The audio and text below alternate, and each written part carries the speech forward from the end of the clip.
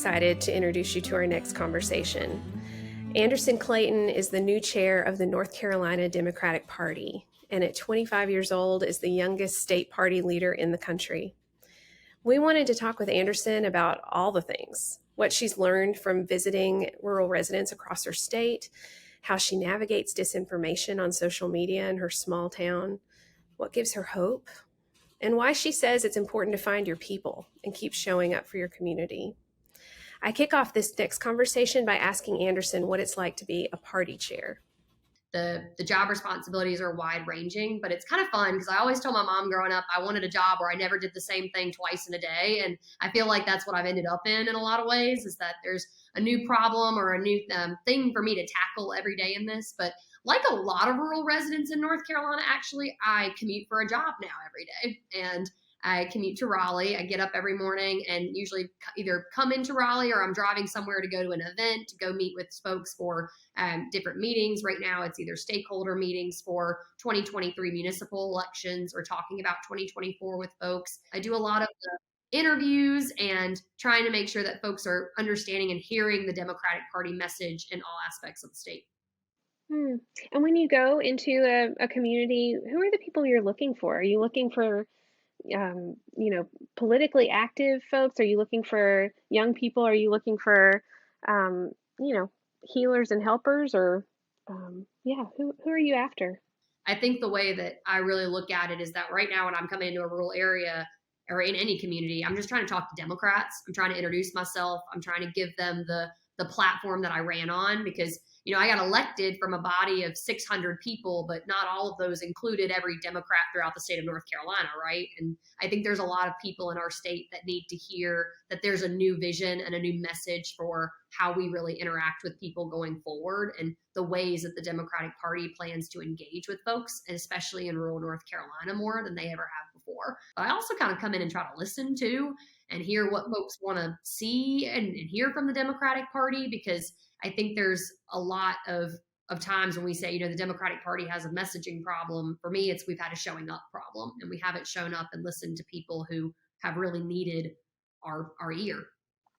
What have you been hearing? Have you been hearing optimism or real frustration? What does that sound like? Whitney, Yeah. I feel like I've joked with folks. I feel like our party has come back to life over the last 3 months. We've had more folks that have signed up to volunteer, more folks that have signed up to run for office, more people that really understand the stakes, I think, that we're entering into in both 2023 and municipal elections and 2024 in a general election. But I've really also heard a lot of frustrations, right? That this is the first time I've seen someone from the state party in a decade in my county, or, trying to get in touch with me and figure out how we can really reshape and re-energize the county party here. Or, I hear a lot of what's broken, honestly. And I feel sometimes that there's a lot for us to fix. That infrastructure to me takes a lot of time to build, and there's a big question in my mind of can we do what we need to do by 2024? And no is the answer. It's the short one, really, right? Like, we have a long game and a long-term plan, I think, to build out this model of what the Democratic Party really should be. For me to do that, we really have to convince and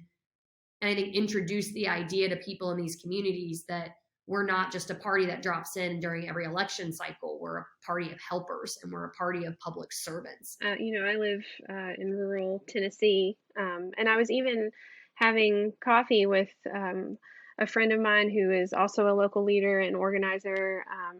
And I told her I was going to get to talk to you, and I said, if you could ask Anderson a question, what would you ask her? And she said, how do we get folks engaged again in civic spaces, in this desire and engender a desire to participate and feel like it's worth something, it's worth their time, it's worth their energy, that there are things that they can do. So how do we energize a base of people? I really want to bring people into their own power this year and empower folks to feel like I have so much agency and control over what this world that we're living in is destined to be one day. And particularly for young folks, I mentioned that because I think about, a cell phone, right, is one of the worst places I feel like your headspace can exist in right now. If you're looking on TikTok and on Twitter and on Instagram about how like the world is all doom and gloom around you all the time and there's nothing that you can do about it.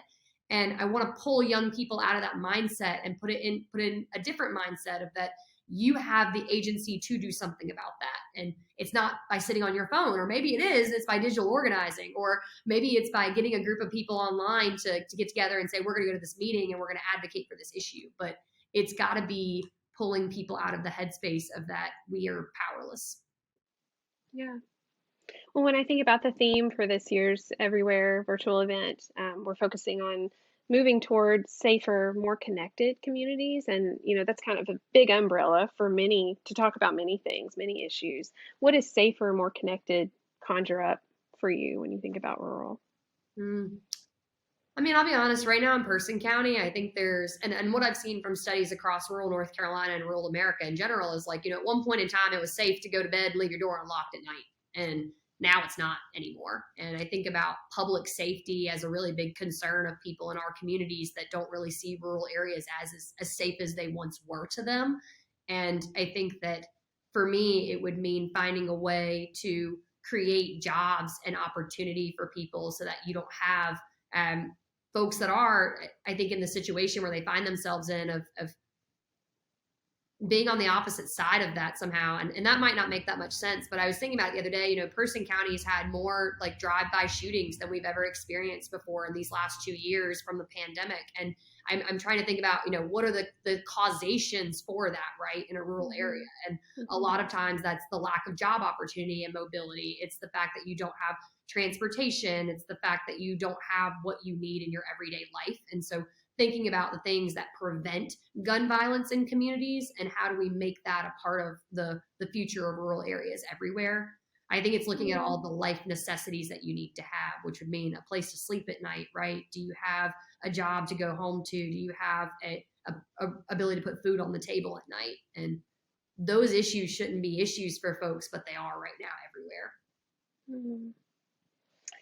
And last question, what sort of advice would you give to other young people or leaders in small towns who feel alone right now, who may feel burned out, who feel like they've been on the front lines for a long time and they've not seen the kind of movement they want to see? How do we keep our own energy levels up? I'll be honest. I think that I'm so surprised every day that I ended up here. But I keep reminding myself that I ended up here because I believe so deeply in rural communities.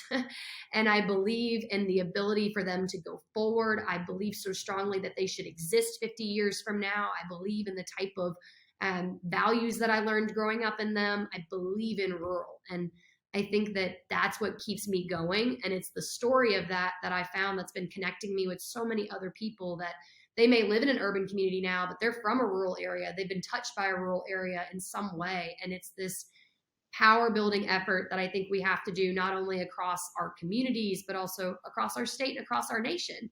And so if you're feeling alone right now, what I would hope that you would do, and if you're a rural organizer or a rural fighter out there with me, is that reach out to me. Let's get something going, because the thing that I have felt the most empowered by is coming together with folks. And so if you're by yourself right now, that's probably how you're going to feel, is by yourself.